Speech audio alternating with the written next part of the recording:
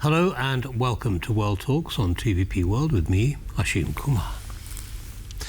Mass layoffs at Oracle, which fired up to 30,000 employees with a single email, highlight the growing impact of artificial intelligence on the workforce.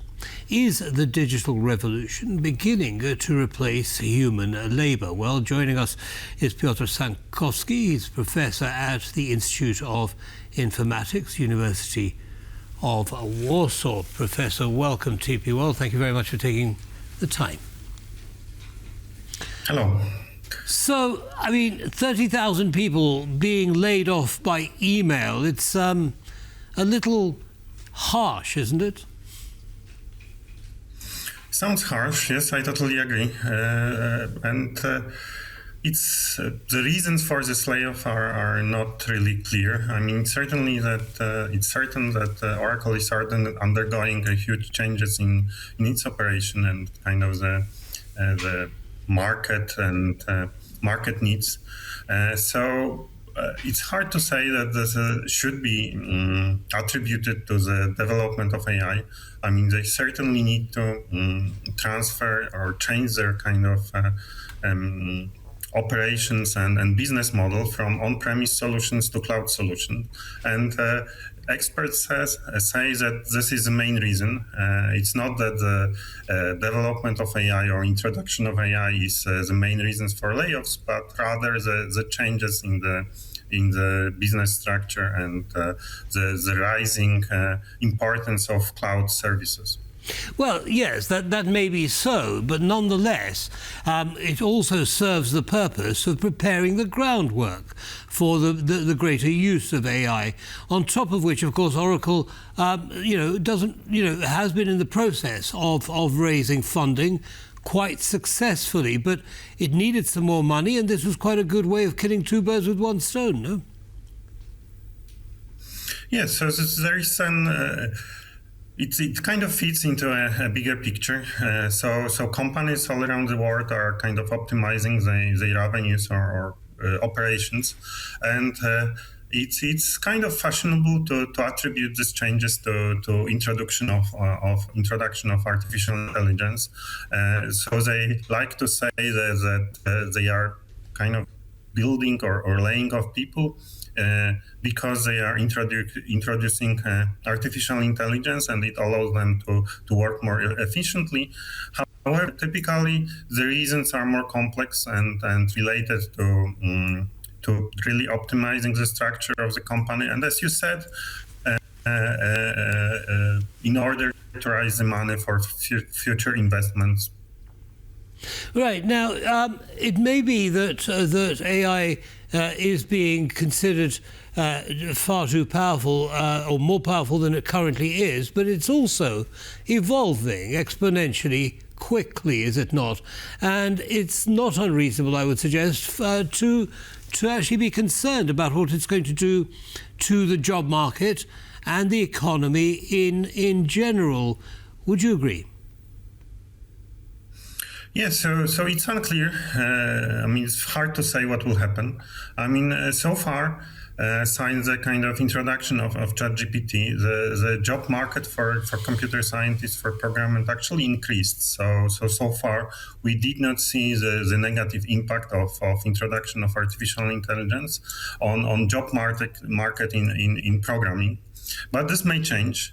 However, there are kind of two opposite effects happening. So on one hand, of course, artificial intelligence is automating more and more jobs. So there is a risk that it will take over jobs from people and there will be less jobs left. However, on the other hand, there is something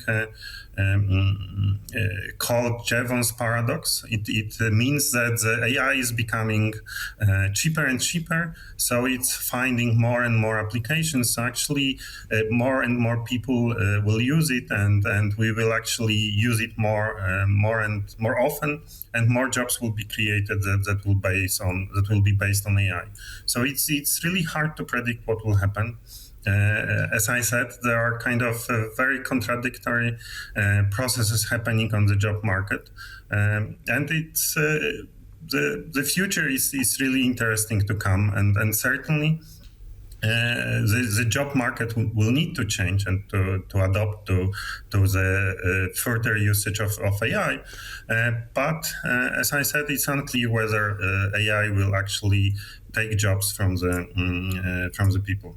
Well, it depends on which jobs we're talking about. If we're talking about the unskilled jobs, where people haven't got professional qualifications, that's a completely different marketplace to the computer programmers that you mentioned earlier.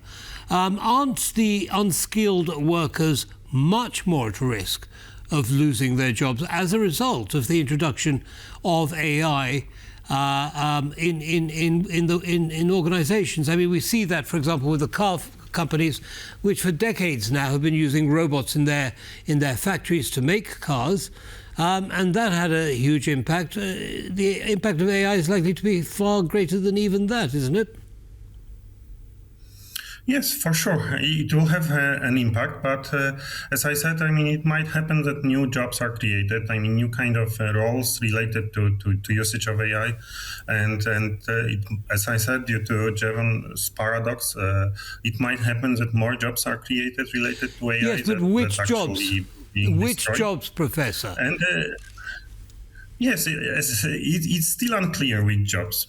Whether this will be jobs which are kind of low level, as you said, like entry-level jobs, or experienced jobs.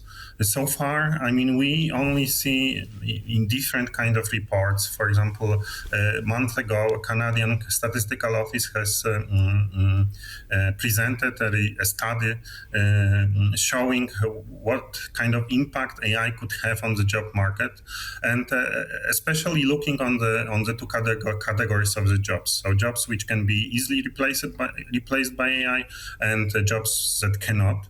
And so far, there has been no considerable changes in the job market.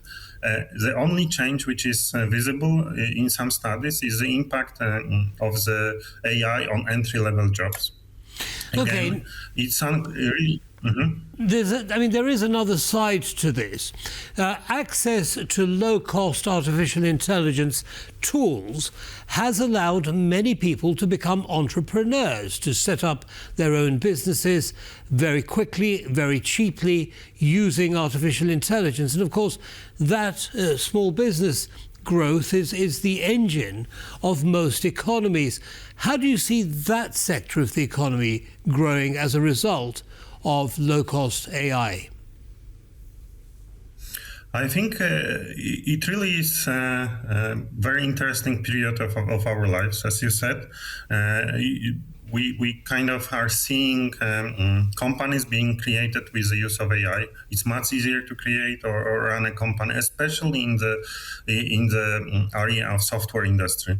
So you can way easier create a kind of proof of concept or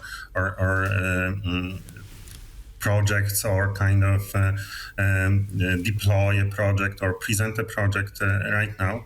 So people say that in short term we'll see so-called one-person unicorns, so companies created by one person who will actually reach 1 billion valuation.